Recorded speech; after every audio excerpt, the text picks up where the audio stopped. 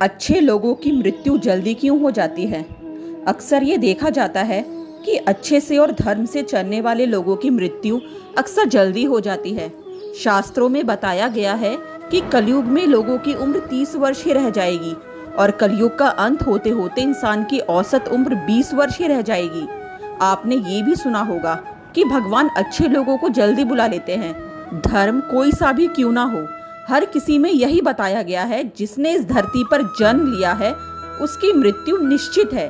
अगर बात सनातन धर्म की करें तो इसकी एक मान्यता के अनुसार बच्चे के जन्म के छठी रात ही ब्रह्मा जी उसकी किस्मत लिख देते हैं, जिसमें उसके आने वाले कल जैसे विवाह, पढ़ाई, नौकरी, यहाँ तक कि मृत्यु की तारीख तक शामिल होती है।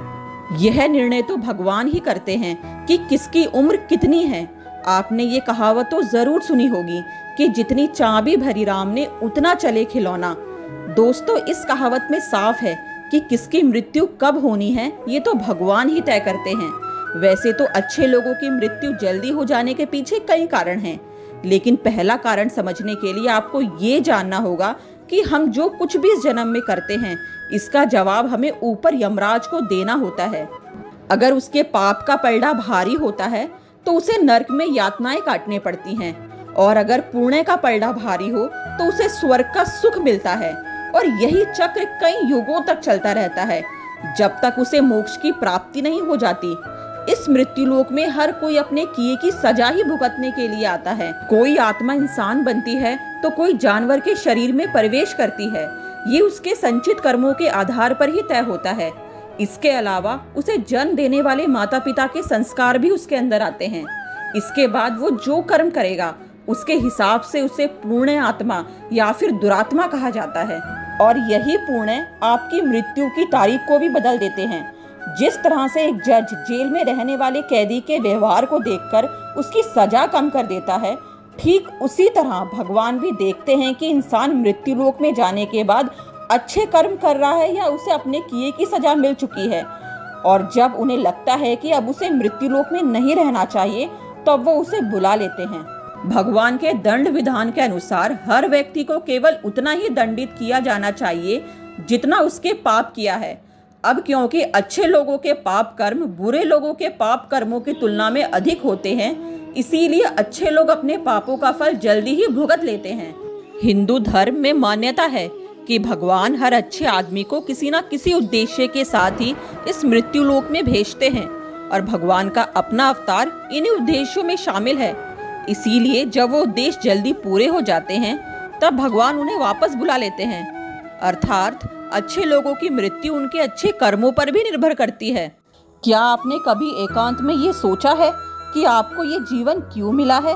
तो दोस्तों, महाभारत में युधिष्ठिर महाराज के एक प्रश्न के उत्तर में भीष्म पितामह ने कहा कि मनुष्य से बढ़कर कोई भी जीव नहीं है। आपको ये जानकर आश्चर्य होगा कि 84 लाख योनियों के बाद हमें मनुष्य का जीवन मिलता है, और संसार के सभी प्राणियों में मनुष्य ही सर्वश्रेष्ठ है। इसकी वजह है मनुष्य में सत्य एवं असत्य का विवेक कराने वाली हमारी बुद्धि का होना। लेकिन इस धरती पर हम दुनियादारी के चक्र में कुछ इस तरह से फंस जाते हैं कि हमारी बुद्धि सीमित दायरे में ही सिमट कर रह जाती है। हम संसारिक सुखों को ही सब कुछ मानकर इसमें लिप्त रहने में ही अपना सौभाग्य और अपने जीवन की सफलता समझते हैं। यही गलती हम कर जाते हैं, क्योंकि इसके बावजूद कोई व्यक्ति ये दावा नहीं करता कि वो पूरी तरह से सुखी है।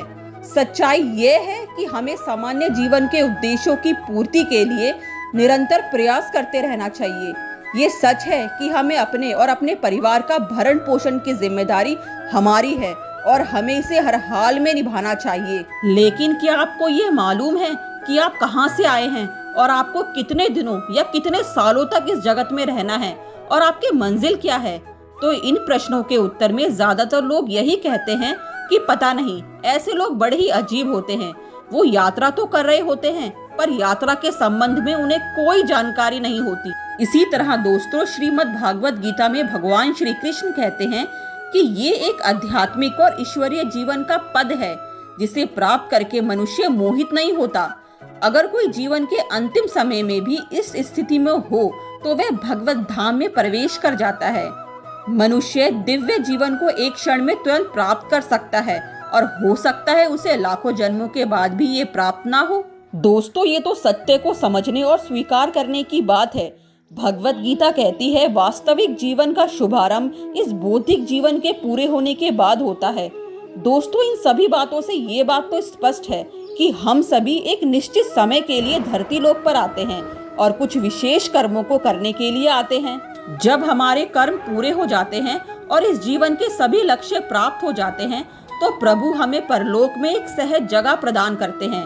भगवान कृष्ण और अन्य कहते हैं, वास्तविक जीवन तब शुरू होता है जब ये भौतिक जीवन समाप्त हो जाता है।